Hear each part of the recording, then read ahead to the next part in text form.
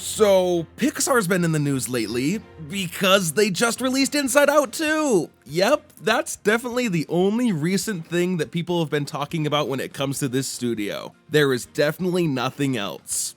Anyway, like I said, Pixar's latest animated movie, Inside Out 2, just came out this weekend, and a lot of people are really excited.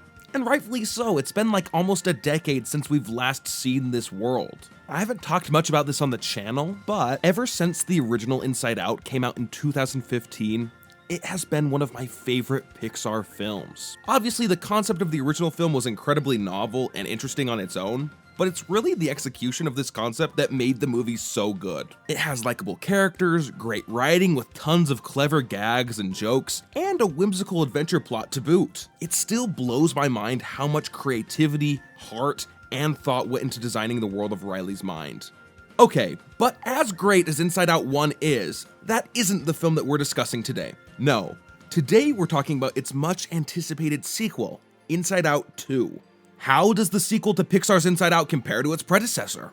I'm just gonna come right out and say that I have good news. If you liked Inside Out 1, you will most likely enjoy Inside Out 2. This sequel contains many of the same elements that made the first one good. The creative world, the funny jokes, the interesting character dynamics between emotions, but this film also isn't afraid to expand on the world and adds a ton of new ideas and concepts to it. I have a lot of thoughts about this film, so to keep them all organized, I'm gonna break this video into 3 segments in order to explain why I think that Inside Out 2 might actually be the best film Pixar's put out in years.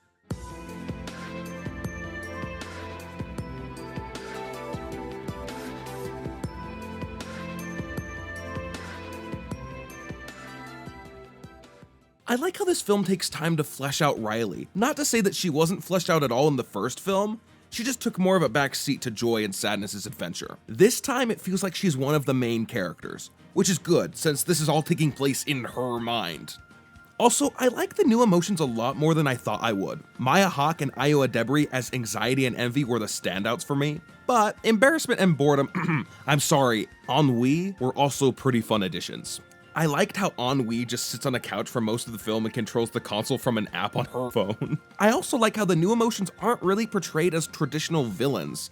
They really do want to help Riley, but go about it in a misguided way. Going into the film, I was wondering if they were going to provide an explanation as to why we didn't see anxiety or any of the other new emotions show up in the parents' minds in the first film, but they didn't. Now, you could call that a flaw with this film, and I suppose it technically is, but you know, after watching it, I'm strangely okay with it.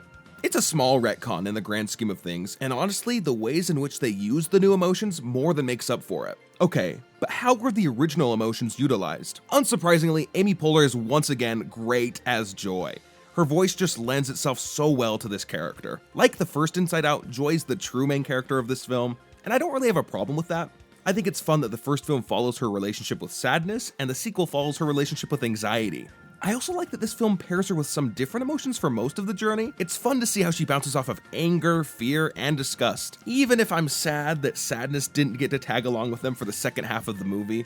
But I suppose I can forgive them for splitting sadness up from the rest of the group because it is pretty funny to watch her try to be stealthy and fail miserably at it. Also, I guess while I'm talking about the original emotions, I should talk about the new voice actors for 2 of them. As many of you already know, the original voice actors for Fear and Disgust, Bill Hader and Mindy Kaling, did not return for this film, and instead were replaced by Tony Hale and Liza Lapira.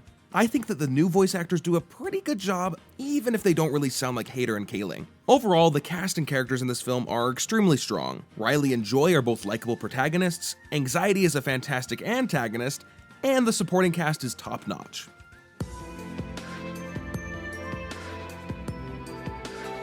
Just in case you haven't seen the film yet, I'm not gonna go super deep into the story, but I will say that I like how this film cuts between Riley's experiences trying to fit in with a new crowd, her new emotions doing everything in their power to make sure she doesn't embarrass herself, and Joy and the gang going on a journey to save Riley's belief system.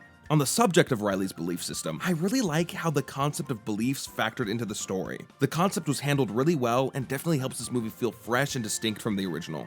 I will admit the plot of this movie does heavily mirror the original at moments, and it can be a little random and goofy at times, especially the stuff with Joy and the original emotions. There's a specific scene where the emotions are being suppressed and they're locked up in a vault where they meet other suppressed thoughts, and that scene is just insane.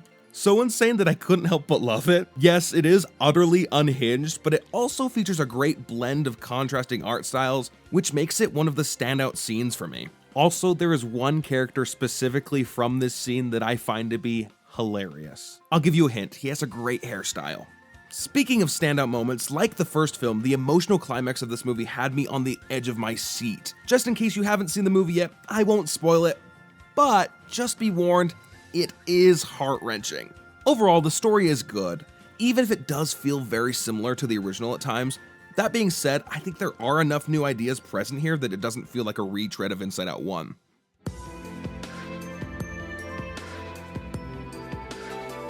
I'm gonna be honest, I was a little skeptical about this movie ever since it was announced.